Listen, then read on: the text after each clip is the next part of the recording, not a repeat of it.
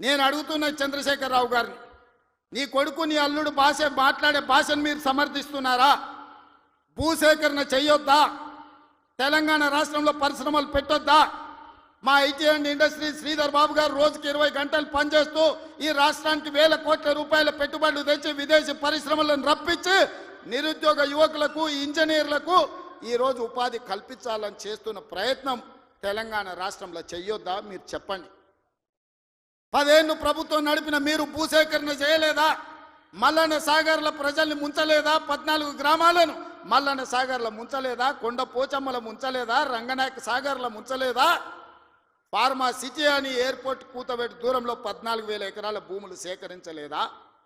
ఇవాళ ఒక కొడంగల్లో నేను భూసేకరణ 1000 ఎకరాలు చేస్తే మీ కడుపు మంట ఏంది, మీ దుఃఖం ఏంది, మీ బాధ ఏందని నేను అడుగుతున్నా. ఇదా న్యాయం? ఇదా ప్రభుత్వాన్ని నడిపినోడు మాట్లాడేది? ఈ విధానం ఉంటే రాష్ట్రం అభివృద్ధి చెందుతుందా? నేను అడుగుతున్న ఈ వేదిక మీద నుంచి తెలంగాణ రాష్ట్ర రైతాంగాన్ని, ఎవరో ఒకరు భూమి కోల్పోవాల్సిందే. అభివృద్ధి జరగాలంటే భూసేకరణ జరగాల్సిందే. భూసేకరణ జరిగితే ఎవరో ఒకరు భూమి కోల్పోవాల్సిందే. ఎవరు ఇష్టంగా భూమి ఇవ్వరు. కానీ బాధలో ఉన్న రైతుకు నష్టపరిహారం అత్యధికంగా ఇవ్వడం ద్వారా ఆ రైతును మనము ఆదుకోవాలి. ఇవాళ ఎక్కడైతే భూసేకరణ జరుగుతుందో భూసేకరణ చట్ట ప్రకారం వాళ్ళకి ఎక్కువ ఇవ్వలేకపోతున్నాం. నేను చీఫ్ సెక్రటరీ కలెక్టర్లకు ఆదేశాలు ఇచ్చిన, ఆ ప్రాంతాలలో భూముల విలువ 3 అంతలు పెంచండి. అప్పుడు వాళ్ళ భూమికి ఊర్లో 10 లక్షలు ఇస్తే మనం 30 లక్షల నష్టపరిహారం ఇస్తే ఆ రైతు సంతోషంగా ముందుకొచ్చి భూమి ఇస్తాడు. శాశ్వత అభివృద్ధి కోసం రాష్ట్ర పునర్నిర్మాణంలో త్యాగం చేస్తున్న భూ యజమానులను, వాళ్ళు దళితులు, గిరిజనులు, బలహీన వర్గాల వాళ్ళు ఉంటారు. చిన్న చిన్న భూములు ఉంటాయి, కుటుంబంలో 5-6 మంది ఉంటారు. వాడు అసూటనో ఇసూటనో పోయి భూమి కొనుక్కోవాలంటే నష్టపరిహారం అత్యధికంగా ఇవ్వాలని చట్టాన్ని సవరించమని వాళ్ళు నేను ఆదేశాలు ఇచ్చిన.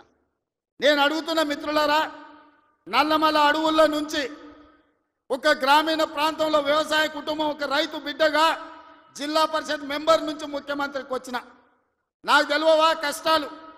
భూమితో ఉన్న సెంటిమెంట్ నాకు తెలియదా? భూమే మన ఆత్మగౌరవం అన్న సంగతి నాకు తెలియదా? గ్రామంలో మన గుర్తింపు, మన గౌరవం, మన ఆత్మగౌరవం, ఊరిలో మనకున్న భూమి, మనం చేసే వ్యవసాయము. ఎన్నెట్ల నాగలి కడతాడు అని అంటే వెనకటికి పిల్లనిచ్చేటోళ్ళు, 20 జతలు ఎట్లు నాగలి కడతాడు అని అంటే వాళ్ళకి పిల్లనిచ్చేటోళ్ళు. భూమి లేనోనికి పిల్లనియాలంటే 10 సార్లు ఆలోచన చేసేటోళ్ళు.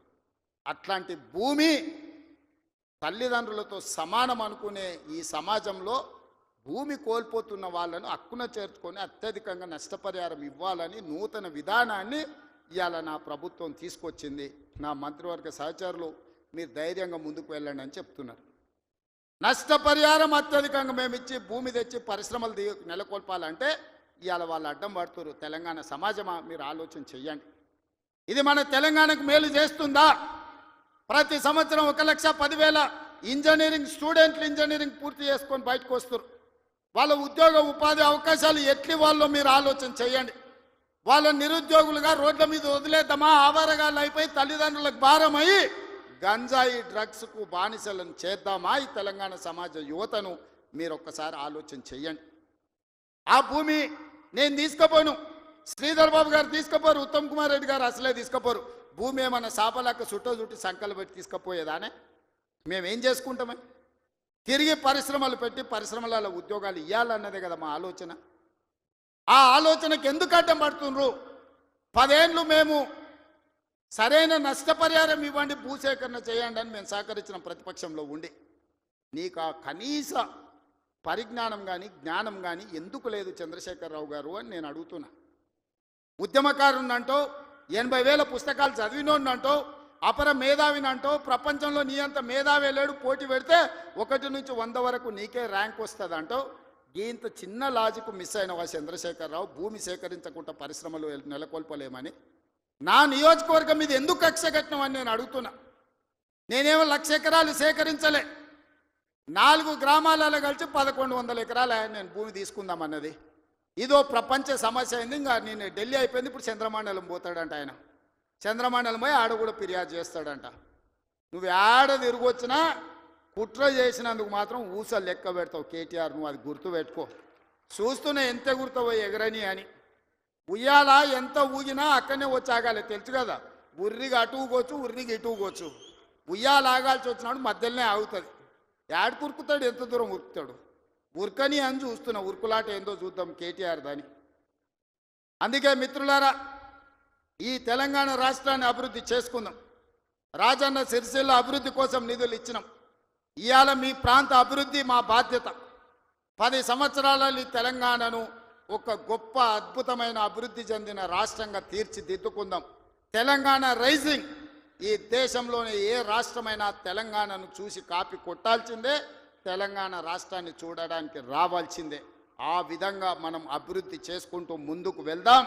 ఇంత మంచి కార్యక్రమాన్ని ఏర్పాటు చేసినందుకు అధికారులతో పాటు నిర్వాహకులకు అందరికీ మనస్ఫూర్తిగా ధన్యవాదాలు తెలియజేస్తున్నా. చాలా విషయాలు ఉన్నాయి మీతో పంచుకోవాల్సినవి, వస్తానే ఉంటా, మిగతా విషయాలు మాట్లాడుతూనే ఉంటా. చివరిగా చంద్రశేఖరరావు గారికి మాత్రం ఒక మాట చెప్తున్నా. అసెంబ్లీకి రా స్వామి, రా, వచ్చి కూర్చుందాం. రా, నీ 80,000 పుస్తకాలు ఏం చదివినావు మాట్లాడదాం. ఒక్కసారి రావే స్వామి, వస్తే రోజంతా చర్చ చేద్దాం. చేస్తే ఏందో తెలుస్తుంది లెక్క. మళ్ళొక్కసారి అదేవిధంగా చేనేత కార్మికుల కోసం పని కల్పించాలని మన స్వయం సహాయక సంఘాల ఎస్హెచ్ గ్రూపులకు 65,000 మంది ఉన్నారు, 65 లక్షల మంది ఉన్నారు. 1,30,00,000 చీరలు స్వయం సహాయక సంఘాలకు సంవత్సరానికి 2 చీరలు ఈరోజు మంచి క్వాలిటీతో ఇచ్చి ఆడబిడ్డల ఆత్మ గౌరవంతో ఉండే విధంగా నిర్ణయం తీసుకున్నాం. ప్రతి ఆడబిడ్డలకు 2 చీరలు ఇస్తాం. ఇక్కడుండే మా వాళ్లకు ఓన్లీ పవర్ లూమ్ నుంచి కాకుండా మన పాలిస్టర్ అండ్ కాటన్ మిక్స్డ్లో చీరలు తయారు చేయండి. మంచి చీరలు వాళ్ళకి ఇద్దాం. ఆత్మ గౌరవంతో బ్రతికే విధంగా తెలంగాణను ముందుకు తీసుకెళ్దామని తెలియజేస్తూ మీ అందరి దగ్గర సెలవు తీసుకుంటున్న ధన్యవాదాలు మిత్రులారా. మరిన్ని వీడియోస్ కోసం ఛానల్ ని సబ్స్క్రైబ్ చేయండి. లేటెస్ట్ అప్డేట్స్ కోసం వాట్సాప్ ఛానల్ ని ఫాలో అవ్వండి. అండ్ లింక్ డిస్క్రిప్షన్ లో ఉంది.